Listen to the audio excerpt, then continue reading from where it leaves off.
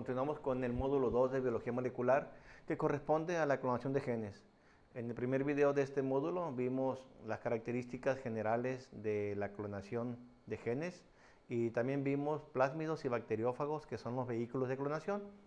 Después vimos la manera de purificar la molécula del DNA y en esta ocasión continuaremos con su manipulación. El DNA purificado, ya sea el genómico a partir del cual sacaremos un gen de interés, o bien el DNA del vector, plásmido o virus, pues tenemos que cortarlos por separado y posteriormente unirlos para formar la molécula del DNA recombinante. Todo esto se hace in vitro, es decir, en tubitos. Y recordemos que en biología molecular los volúmenes que se emplean son muy pequeños, en el orden de los microlitros. ¿Qué enzimas usamos para manipular el DNA?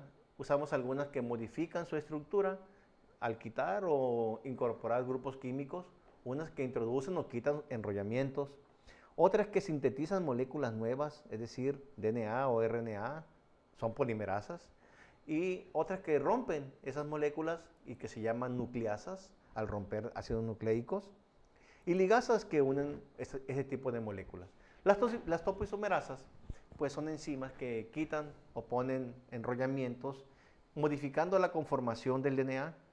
Esto es muy importante en vivo en el momento de la replicación de los cromosomas, pero en biología molecular su uso es bastante limitado, así que solamente nos quedamos con esta pequeña bromita. En el caso de, en el caso de otras enzimas modificadoras, tenemos por ejemplo la fosfatasa alcalina. Es importante recordarles lo siguiente. Hay muchas fosfatasas y todas ellas lo que hacen es remover los grupos fosfatos de otras moléculas. En específico, la fosfatasa alcalina, esta que se obtiene del intestino de ternera, le quita el grupo fosfato a la molécula del DNA. Por supuesto que en el extremo 5', porque en el extremo 3', pues tiene un OH, ¿verdad? La reacción contraria la hace la polinucleotidosinasa. Y aquí te recuerdo de que todas las proteínas que son sinasas introducen grupos fosfatos a las moléculas blanco. En este caso, específicamente la PNK de E. coli, tiene como función meter esos grupos fosfatos al extremo 5' que una fosfatasa le quitó inicialmente. Y hay una que se llama transferasa desoxirribonucleótido terminal, también llamada TDT, y esta es una DNA polimerasa, pero es muy especial porque no requiere de ninguna secuencia original o molde para introducir nucleótidos a la nueva cadena polipeptídica del DNA. Y únicamente lo hace en el extremo 3' de la molécula. Se le llama TDT a esta enzima. Entonces aquí tenemos las reacciones básicas. La fosfatasa alcalina, quedamos que remueve los grupos fosfato. La polinucleotidosinasa hace la reacción contraria, introduce los grupos fosfatos. Y la TDT puede introducir nucleótidos al azar, sin ningún molde que le diga qué va después de qué nucleótido, alargando la cadena en el extremo 3', ya sea un DNA de cadena sencilla o ya sea un DNA de doble cadena. Va a ser lo mismo en ambos casos. Y esto es muy importante más adelante para generar DNAs que tienen extremos cohesivos. Ya lo veremos. Bueno, por otra parte, las nucleasas pues son enzimas que rompen ácidos nucleicos. Las que rompen DNA se llaman DNAsas y las que rompen RNA se llaman dRNAsas. Con respecto a las DNAsas, hay unas que pueden romper en cualquier sitio en el interior de la doble cadena y se les llama endonucleasas. En cambio, hay unas que solamente lo hacen justo en los nucleótidos de los extremos. Y a ese tipo de nucleasas, de DNAsas, se les llama exonucleasas, porque es en el exterior o en los extremos de la cadena. Y dependiendo del tiempo de incubación que se deje con las DNAsas, pues el producto final pues van a ser nucleótidos o fragmentos de DNA o moléculas recortadas en los extremos. Por ejemplo, hablando de las exonucleasas, tenemos la Val3-1A, que es capaz de quitar nucleótidos de ambos extremos de un DNA de doble cadena. Y tenemos la exonucleasa 3, que únicamente degrada al extremo 3', generando ese tipo de compuestos que son escalonados, Pero si el tiempo de incubación es mayor, pues por supuesto que la totalidad del DNA se va a convertir en nucleótidos. Con respecto a las endonucleasas que cortan en el medio en cualquier sitio de la cadena, tenemos la S1, que es capaz de degradar únicamente DNAs de cadena sencilla, como la vemos aquí en esta imagen. Y si damos mucho tiempo en incubación, pues entonces se van a digerir hasta todos los nucleótidos. Y también puede digerir esta parte de la molécula del doble cadena que sufrió una muesca, o un nick en inglés, retirando ese DNA de cadena sencilla que quedó entre medio del DNA de doble cadena. En cambio, la DNasa 1, pues rompe todo, cadena sencilla y cadena doble sin ningún problema de ningún tipo, ¿no? Con respecto a las DNA polimerasas, pues ya quedamos que son las moléculas que las enzimas que van a sintetizar nuevas moléculas del DNA o de RNA. Y generalmente, pues algunas van a requerir un molde original para copiar esa cadena de DNA y otras son multifuncionales.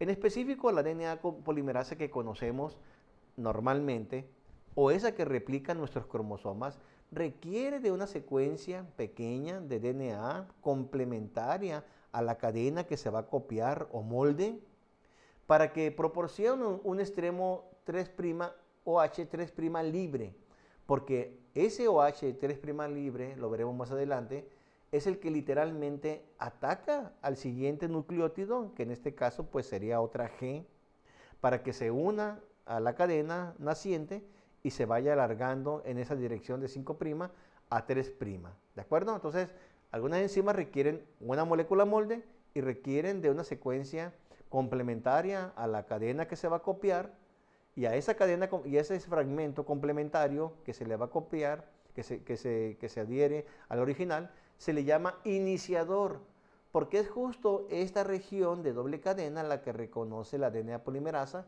para iniciar la síntesis de la nueva cadena original. ¿Cómo ocurre este alargamiento? Esto es muy importante. Mira, aquí tenemos un DNA que vamos a copiar, el original o molde. Aquí tenemos el iniciador, que es un pequeño fragmento de DNA, unos 20 nucleótidos, complementario a la cadena molde y que genera un OH 3' libre. Aquí lo tenemos, en este caso, que es la G. Vemos que esta G tiene, pues, por supuesto, el OH libre. Y acá tenemos el siguiente nucleótido, pues, que va a entrar. Aquí está esta G, que está en rojo. Me vengo para acá con el cursor despacito y vamos a ver que aquí está el OH' 3 libre de la guanina. Pero la polimerasa sabe que aquí hay una T y entonces tiene que poner acá una A. En verde se encuentra esta ATP. Y fíjate que el OH de la guanina esta es quien va a atacar al fosfato 5', al alfa. Y como el fosfato ahora queda con 6 enlaces, va a liberar este enlace y lo que se suelta es un pirofosfato. Y lo que se forma del ataque de este oxígeno al fosfato es un enlace llamado fosfodiéster, de tal manera que la A y la G ya quedan unidas covalentemente a través de este enlace y de esta forma la cadena pues empieza a elongarse. Por eso a ese oligonucleótido pequeño que es complementario a la cadena original se le llama iniciador o primer, porque ahí inicia la síntesis de la nueva cadena naciente. Y se dieron cuenta que algunas DNA polimerasas, por increíble que parezca, también tienen actividad de exonucleasa, tanto en 3' como en 5'. Y al final se dieron cuenta de que eso era muy importante, porque mira, la actividad 3' de exonucleasa 3' a 5' se le llama prueba de lectura. Imagínate que la polimerasa vaya trabajando, metiendo nucleótidos, y de repente comete un error, introduce una base equivocada. Pues entonces tiene que quitar ese nucleótido que ella misma metió a través de una actividad de exonucleasa 3'. Pero imagínate que la polimerasa va avanzando en su nueva cadena y de repente se encuentra, como aquí, que enfrente de ella ya hay un DNA de doble cadena. Para no confiarse demasiado, quita esa parte de aquí y ella vuelve a sintetizar la cadena complementaria. A eso le decimos remoción o eliminación del primer, porque ella considera que lo que está aquí es otro iniciador y como no lo reconoce como propio, lo elimina y lo sustituye con un nuevo DNA. Esa actividad de exonucleasa no es siempre deseada en el laboratorio. En la vida, pues por supuesto que sí, permite eliminar errores, pero en el laboratorio no queremos esa actividad de exonucleasa 5' o 3', y lo que hicieron hace un buen tiempo, por allá del 60, imagínate nada más, es formar el fragmento Clino, que no es otra cosa más que la misma DNA polimerasa 1, a la cual se le quitaron esos sitios de exonucleasa y solamente ahora puede polimerizar y nada más. Bueno, te recuerdo que la DNA polimerasa es un multicomplejo muy sofisticado que literalmente envuelve a la doble hélice y que hay moléculas que permiten que la doble hélice pues se abra o se desnaturalice para que se pueda llevar a cabo la síntesis de la cadena complementaria, ¿no? No es tan simple. Otro tipo de DNA polimerasa que usamos en biología molecular es la transcriptasa inversa, también llamada RT por sus siglas en inglés. La diferencia a la anterior, a la normalita, es que esta utiliza como la molécula molde a un RNA y no a un DNA, pero por supuesto que es una DNA polimerasa y va a sintetizar moléculas de DNA, pero usando como molde RNA. Y es famosa porque se encuentra en algunos virus, como por ejemplo el virus del VIH, y es parte importante de la formación de su ciclo viral, ¿no?